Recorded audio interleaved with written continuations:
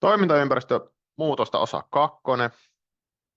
Aikaisemmassa osassa päästiin siihen, että ensimmäinen maailmansota on käynnistynyt ja tarkasteltiin sitä tilannetta, miltä se näyttää siinä vaiheessa, kun ollaan ensimmäisen maailmansodan aatossa ja miten se siitä sitten lähtee menemään.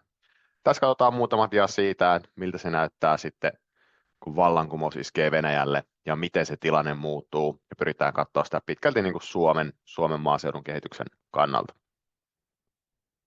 Vuonna 1917 sota on käyty semmoinen 4 vuotta, tai karkea 3-4 vuotta, ja se rupeaa nyt sitten näkymään täällä.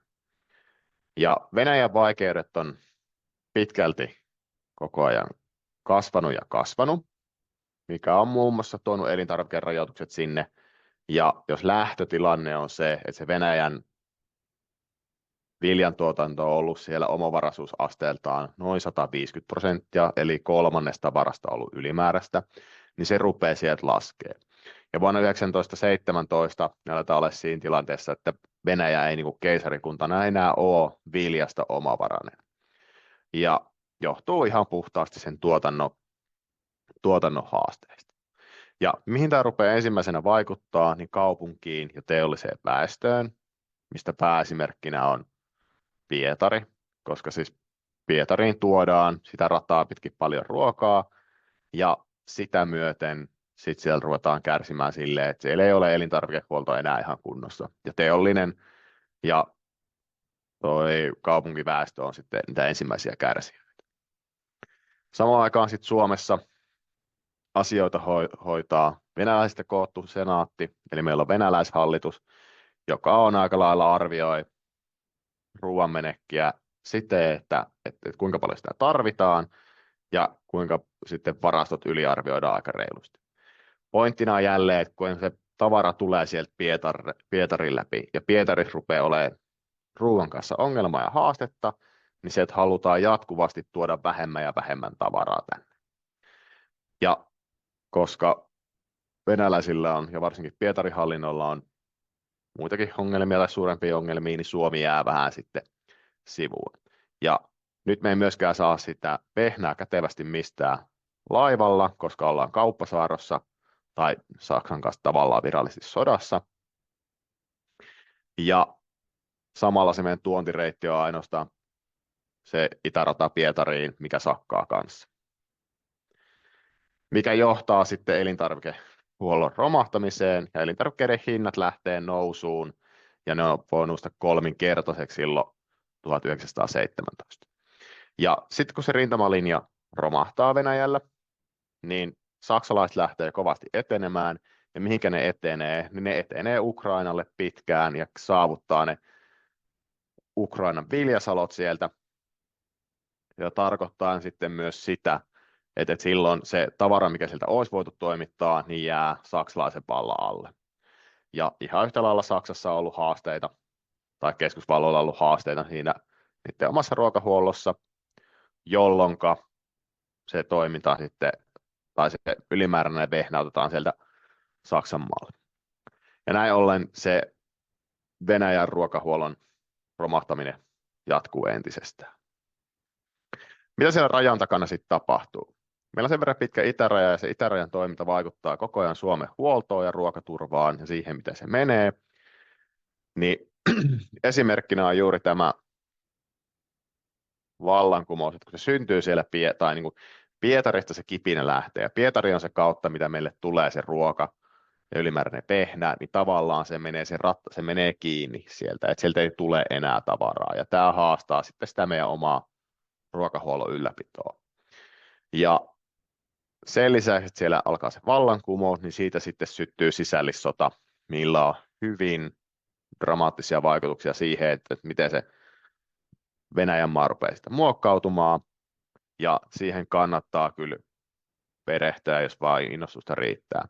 Ja tuossa kuvassa, missä on tuo sotilasparaati, niin näkyy Jenkkien ja Ranskan ja Brittien ja Japanin liput, niin se on sotilasparaatia Arkangelista Jäämeren rannalta, ja yritän tällä taustottaa sitä, että näillä liittoutuneilla valtioilla tai niin kuin länsivalloilla on ollut sitten oma Jäämeren operaationsa silloin Sisämeren minkä sisällissodan aikaa Venäjällä, ja se on hyvin sakeata touhua se, että mitä siellä on niin kuin tapahtunut. Esimerkkinä on tässä hyvä tämmöinen kaavio, mikä löytyy Suomen Pankilta. Ja siinä kuvataan se, että kun se itsenäistyminen tapahtuu, niin samalla menee koko itäkauppa kiinni. No ei sieltä ihan hirveästi ole tavaraa enää tullutkaan, sinne on voitu viedä voita Pietariin, mutta se, että se tuonti ja vienti tippuu aivan niin kuin täysin nollaan. Ja nyt tällä on tosi kovia merkityksiä Suomen suhteen, koska sieltä on tuotu sitä leipävehnää ja 2/3 leipävehnästä on puuttunut Suomesta. Ja mikä silloin on elänyt, niin se on jälleen kerran se teollinen ja kaupunkiväestö. Ja nyt kun se leipää ei enää tuukaan, tai leipäviljaa ei tule, niin se rupeaa toden teolla haastamaan, että kuinka sitä elintarvikehuoltoa voidaan Suomessa hoitaa.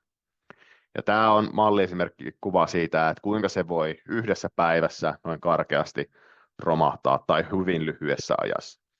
Ja maatalouden haasteita on se, että kun tulee tämmöinen poliittinen päätös, ja vaikka tämä nyt ei suoranaisesti ole ihan suora päätös, niin silti tämä on semmoinen esimerkki siitä, että kuinka politiikka vaikuttaa siihen, että kauppareitit menee kerrasta kiinni. Ja tässä on aika hyviä kaikuja tähän päivään, mihinkä sitten tullaan seminaarisarjan loppuosassa vielä palaamaan. Suomen vaikutuksia siinä on se, että kun sieltä puuttuu 2/3 vehnästä, niin ja se itsenäistyminen on tapahtunut silloin talven kynnyksellä. Meri on jäässä. Sitä vaikka haluttaisiin ostaa Ruotsista tai Saksasta vehnää, niin sitä ei välttämättä saada, koska meri on jäässä. Ja sitä ei niin kuin saada Suomeen asti. Ja Suomi on jälleen omana saarekkeenaan tuolla ainoa kontaktiyhteys Pietariin, missä on täyskapina päällä. Ja se sitten tekee sen, että sieltä ei ole tulossa viljalaivaa. Ja ainoa, kellä on viljaa varastoissa, on nyt käytännössä talonpojat. Ja kuten muistetaan, niin tsaarin hallinto oli kieltänyt ne viljavarastot, joten niitäkään ei ole. Ja tuossa kuvassa on tunnettu poliitikko Väinö Tanner, joka on ollut sitten elintarvikepuolen organisoijana tuohon aikaan. Ja siis sen kommentteja on muun muassa tämmöinen, että ruvetaan organisoimaan nälkää, koska ei ole ruokaa, jotain pitäisi tehdä.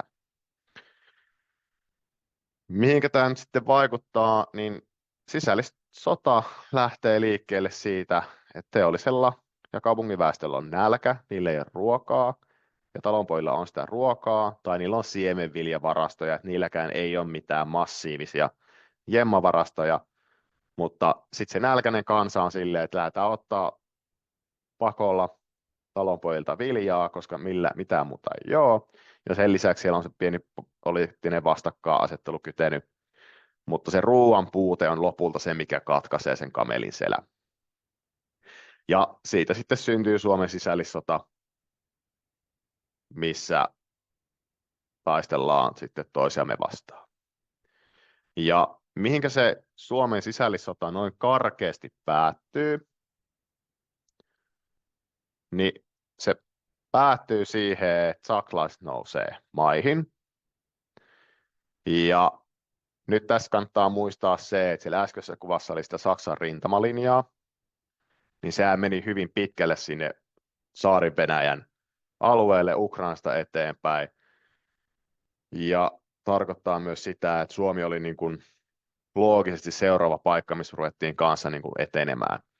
Ja se, että milloin ne on tullut sitten Suomeen, niin maaliskuussa, ja ne on mukanaan sitten alvannut kevään mittaan myös vehnän tuonnin ja viljan tuonnin Suomeen, eli tavallaan meillä on ollut täällä valmiiksi nälkää näkevä kansa, ja kun sitä omaa tuotantoa ei ollut ja varastoja ei ole ollut, niin sitten ollaan saatu Saksasta leipävehnää. Ja miten se kesä 18 on, niin käytännössä meillä on vaikea talvi takana, ja sitten se, että semmoisesta talvesta niin ei saada puskettua elintarviketuotantoa ylös. Lisäksi kun 2/3 puuttuu, niin se on niin järkyttävä määrä, että sitä ei ole vaan mahdollista saada niin lyhyessä ajassa takaisin ylöspäin. Ja tästä sitten seuraa se, että sitä vehnää tuodaan niin paljon kuin voidaan, mutta siinäkin on omat rajoitteensa. Ja samalla ollaan sitten Saksan vaikutuspiirin alasena. Eli me saadaan käytyä kauppaa vaan Saksan alusmaiden kanssa. Eli me ei voida esim. Ostaa Briteistä tai Jenkeistä tai mistään muualtakaan sitä vehnää, vaan me käydään ainoastaan kauppaa Saksan kanssa. Ja tätä jatkuu niin pitkään ennen kuin sitten Saksan sotatie päättyy ja Saksa julistetaan sodan häviäjäosapuoleksi ja tällöin tavallaan se markkina-alue taas murentuu. Eli siinä on parin vuoden jakso, milloin ollaan aluksi Venäjän tai Tsaari-Venäjän markkinoilla ja sitten se markkina-alue tavallaan murentuu, sitten me siirrytään Saksan markkina-alueeseen, jonka jälkeen se Saksan kauppa-alue murentuu ja taas ollaan itsekseen. Ja se 1918 vuoden talvi on ollut semmoinen, että silloin on tämmöinen epävirallinen kommentti, että ei ole edes nälkää enää mitään organisoida. Eli se elintarviketilanne on ollut todella huono. Ja millä sitä sitten pyritty ratkomaan, niin kun ensimmäinen maailmansota päättyy, niin Yhdysvallat käytännössä pelastaa Suomen nälänhädältä, ja miten tämä tarkoittaa, niin Yhdysvallat rupeaa kelkkoo vehnää tai ylipäätään elintarvikkeita Eurooppaan, ja niiden pääteesinä on se bolsevismi torppaaminen. Koska nähdään silleen, että sodan runteilema Eurooppa on hyvin riskialtis silleen, että sieltä niin kuin nousee poliittisia äärivoimia. Käytännössä tämä on mennyt osasti sillä lailla, että on lainattu rahaa Yhdysvalloilta ja sitten sillä ostettu niiltä ruokaa ja se on maksettu takaisin. Ja pragmaattisesti ottaen logistiikan näkökulmasta, niin jenkit on toimittanut Britteihin vehnää ja Briteistä on toimitettu Pohjoismaihin vehnää ja Pohjoismaista on toimitettu sitten tavaraa Suomeen. Eli se logistinen ketju on ollut hyvin riippuvainen siitä, että mitä kautta sitä voidaan toimittaa. Ja jälleen, koska Saksa on antautunut silloin marraskuussa 11. päivä 11. tai silloin on saatu toi tulitauko, niin jälleen kerran se talvi on siinä vaiheessa ollut jo kiusana. Ja se, että miten sitä tavaraa on saatu tuotua, niin sitä on saatu tuotua Ruotsista, ja Ruotsi on sitä voinut toimittaa, koska Ruotsille on taattu brittien ja jenkkien puolesta se, että sinne toimitetaan sitä vehnäistä myöhemmin. Ja nyt on ihan eri asia se, että sinne niin kuin Pohjanmeren ja Atlantin puolella on syvänmeren satamia, jotka ei jäädy koko talvena toisin kuin Suomenlahti, mikä jäätyy. Eli se meriteitten jäätyminen on ollut kova haaste tässä. Tästä lähdetään sitten katsomaan, että kuinka sitä omaa tuotantoa näistä nälkävuosien traumoista lähdetään ajamaan ylöspäin. Ja se tulee olemaan sitten seuraavan 20 vuoden teesi, että se omavaraisuus täytyy saada näistä traumoista ylös. Semmoinen pala tähän väliin.